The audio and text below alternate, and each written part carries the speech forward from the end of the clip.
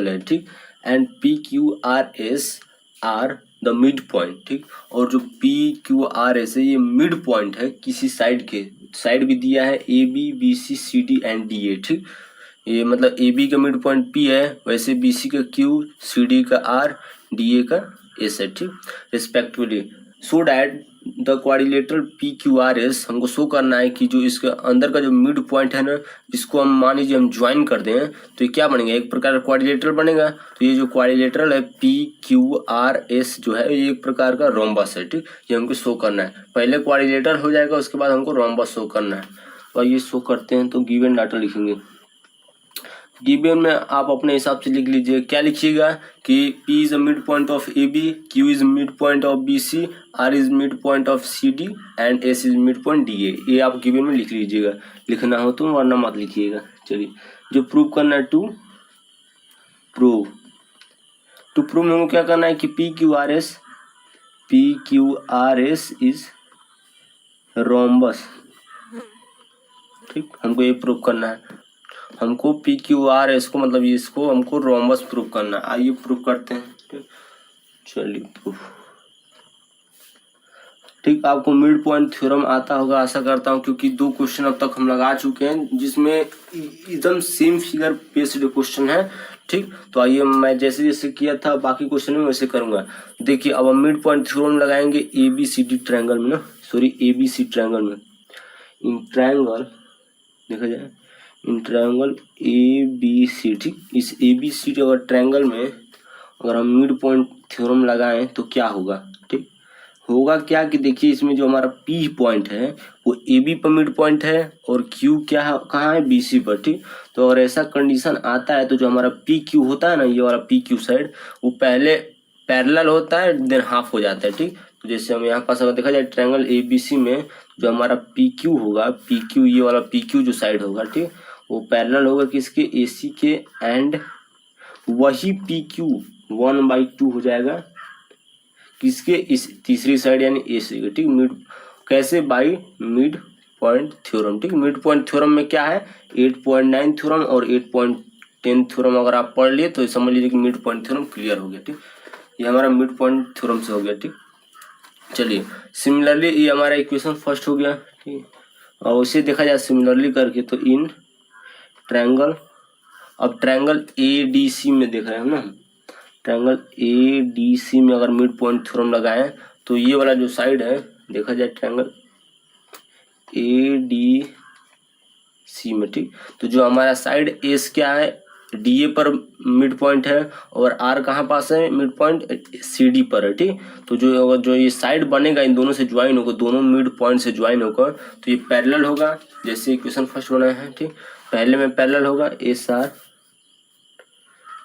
Parallel to ए सी, ठीक। And वही S R जो होगा 1/2 होगा ए सी के, ठीक, बाई मिड पॉइंट थ्योरम, ठीक। मिड पॉइंट थ्योरम से हो जाएगा। ये हमारा इक्वेशन 2 हुआ, ठीक। इक्वेशन 2 हुआ। अगर देखें हम इक्वेशन फर्स्ट और सेकंड से, ठीक, हमारा अगर कंक्लूजन निकालें from equation first and second से, ठीक, इक्वेशन फर्स्ट और सेकेंड से हम कंक्लूजन निकालें तो यहाँ पास देखिए ये पी क्यू ए सी से पैरेलल है और एस आर भी ए सी से पैरेलल है, ठीक। तो हम यहाँ पास क्या लिख सकते हैं कि जब LHS, 2 LHS कोई एक सेम RHS से पैरेलल है तो जो दोनों डिफरेंट LHS है वो भी तो पैरेलल हो जाएंगे आपस में। यहाँ पास क्या हो जाएगा, हमारा जो PQ है वो SR से पैरेलल हो जाएगा, ठीक, हो जाएगा पैरेलल, एंड, ठीक। अब देखिए यहाँ पास भी सेम कंडीशन है, यहाँ पास भी जो PQ है किससे इक्वल है, 1/2 AC से। यहाँ पास जो SR है किससे इक्वल है, 1/2 AC से। तो यानी अगर देखा जाए तो इसका RHS सेम है लेकिन LHS डिफरेंट है। तो अगर 2 डिफरेंट LHS अगर किसी सेम RHS से इक्वल होते हैं तो जो दोनों डिफरेंट LHS होते हैं वो आपस में इक्वल हो जाते हैं, ठीक। तो PQ जो होता है SR से इक्वल हो गया, ठीक। ये हमारा कहाँ से मिला, इक्वेशन फर्स्ट एंड सेकेंड से। तो आइए देखते हैं PQ और SR में क्या कंपटीशन है। देखिए PQ और SR क्या है, पहले में पैरेलल हो रहे हैं, ठीक, मतलब और दूसरे में इक्वल हो रहे हैं। तो पहले ये तो पैरेलल है, उसके बाद इक्वल है। तो ऐसा अगर कंक्लूजन निकलता है किसी भी क्वेश्चन में कि कोई क्वाड्रिलेटरल में अगर देखा जाए तो one pair of opposite sides are parallel and equal, ठीक। तो जो क्वाड्रिलेटरल होगा PQRS वो हमारा पैरेललोग्राम हो जाएगा, ठीक। पैरेललोग्राम आप अच्छी तरीके से पढ़े होंगे। तो अकॉर्डिंग टू कंडीशन देखा जाए तो हमारा जो PQRS है वो क्या हो जाएगा, इज पैरेललोग्राम, ठीक। पैरेललोग्राम हो जाएगा। पैरेललोग्राम क्यों होगा, क्योंकि इसका जो देखा जाए पेयर ऑफ अपोजिट साइड्स जो पैरेलल है और इक्वल है, इसलिए हमारा ये पैरेललोग्राम हो गया, ठीक। ठीक, अब चलिए हमारा पैरेललोग्राम होगा। अब इसका भी यूज आएगा लेकिन नीचे आएगा, ठीक। चलिए अब हम देख रहे हैं, अब रेक्टेंगल में भी देख लेते हैं भाई क्या है कि हमारा जो ABCD है, पहले तो रेक्टेंगल है ABCD हमारा रेक्टेंगल है। तो हम ये जानते हैं कि रेक्टेंगल का जो अपोजिट साइड्स होती हैं, ठीक, पेयर ऑफ अपोजिट साइड्स यानी ब्रेथ और लेंथ इक्वल होती है, ठीक। तो ब्रेथ इक्वल होगी मतलब AD इक्वल टू हमारा BC हो जाएगा, ठीक, क्योंकि ब्रेथ इक्वल हो जाएगा। तो हमारा AD जो है, ठीक, क्योंकि PQRS पैरेललोग्राम है तो हमारा जो AD होगा वो किससे इक्वल हो जाएगा, BC से, ठीक।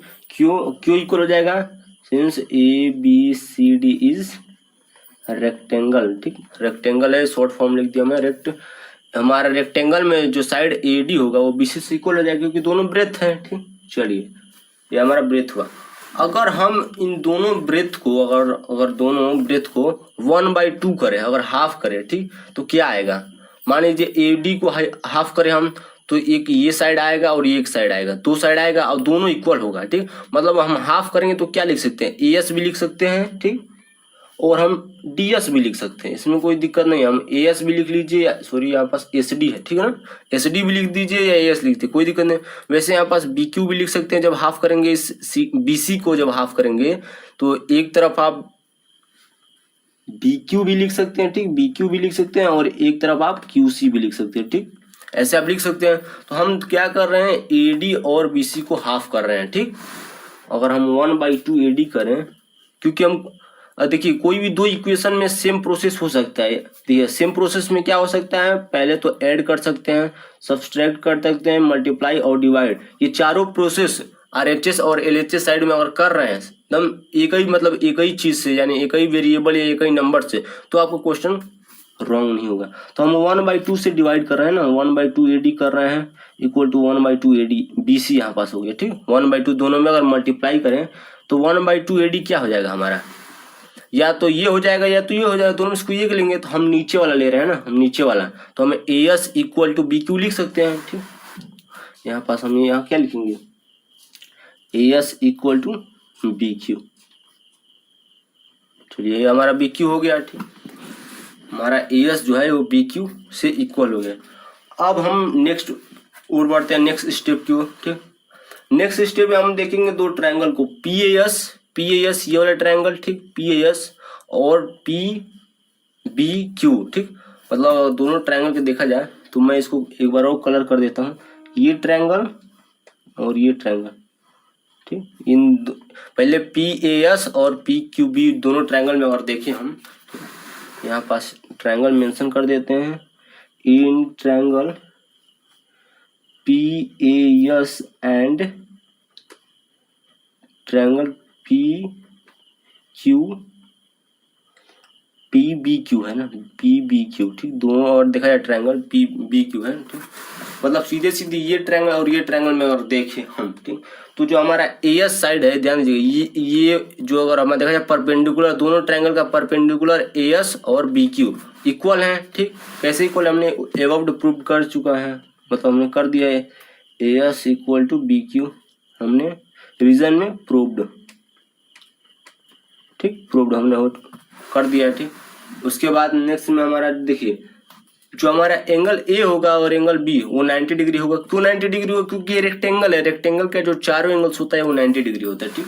चलिए तो यहाँ पास A जो अगर देखा जाए तो एंगल A जो होगा वो एंगल B के साथ इक्वल हो जाएगा क्योंकि दोनों हमारे 90 डिग्री है, ठीक। चलिए नेक्स्ट हमारा है AP और BP, ठीक। ये AP और BP भी इक्वल हो जाएगा। क्यों इक्वल होगा, क्योंकि P मिड पॉइंट है, ठीक। मिड पॉइंट है मतलब क्या, जितना साइड इधर होगा उतना साइड उधर भी होगा, तो AP जितना होगा इस ट्रायंगल का उतना ही बीपी भी होगा, ठीक। यहाँ पास एपी इक्वल टू बीपी कर सकते हैं, ठीक। ठीक, तो by side angle side criteria के तहत, by side angle side criteria के तहत triangle P A S congruent to triangle P B Q, ठीक है। जब दो ट्रायंगल कॉन्ग्रुएंट प्रूव हो गए तो इसका जो करस्पॉन्डिंग साइड है एस पी या पी क्यू, ठीक, या पी एस का है या पी क्यू, दोनों इक्वल हो जाएगा, ठीक। दोनों इक्वल हो जाएगा तो यहाँ से हम क्या लिख सकते हैं, P S equal to P Q, ठीक। अब हम अपने मुद्दे की ओर आते हैं, ठीक, जो मेन मुद्दा हमारा था, क्योंकि अब हम भटक रहे थे, मोह माया में थे, मोह माया में थे। हमको क्यों मोह माया में थे, हमको प्रूव क्या करना था, P Q R S rhombus है, ठीक। अब P Q R S rhombus कब होगा, रोम्बस का एक ही कंडीशन है कि भैया चारों अगर देखा जाए तो जो चारों साइड है, ठीक, वो इक्वल हो जाए, ठीक। मतलब यहाँ पास अगर देखा जाए टू प्रूव में अगर एस पी जो होगा, ठीक, एस पी भी इक्वल हो जाए, किसके इक्वल होगा, पी एस के इक्वल होगा, sorry S P P Q के इक्वल होगा, पी क्यू किसके इक्वल होगा, क्यू आर के, और क्यू आर किसके होगा, एस आर के, ठीक। अगर देखा जाए चारों angle P Q R S में अगर हम इक्वल कर दे, चारों साइड, सॉरी मैंने एंगल बोलते हैं, चारों साइड अगर हम इक्वल कर दे तो हमारा रोम्बस हो जाएगा, ठीक। तो चारों साइड इक्वल हो गया, कैसे हो गया, जब पी एस, ध्यान दीजिएगा, पी एस पी क्यू के साथ इक्वल हो सकता है, तो सिमिलरली करके आप, जैसे हमने सिमिलरली करके आप बता सकते हैं कि हमारा जो एस आर साइड है वो क्यू आर से इक्वल हो जाएगा, ठीक। तो चूंकि हमने इसको दो साइड प्रूव कर दिया तो आप सिमिलरली करके लिख सकते हैं, या यहीं पास आप लिख सकते हैं कंक्लूजन कि जब दो एडजेसेंट साइड प्रूव हो गई, ठीक, मतलब रोम्बस की, तो हमारा क्या हो जाएगा, रोम्बस ही हो जाएगा, ठीक। हमारा यहाँ से आप हेंस प्रूव कर दीजिए, ठीक।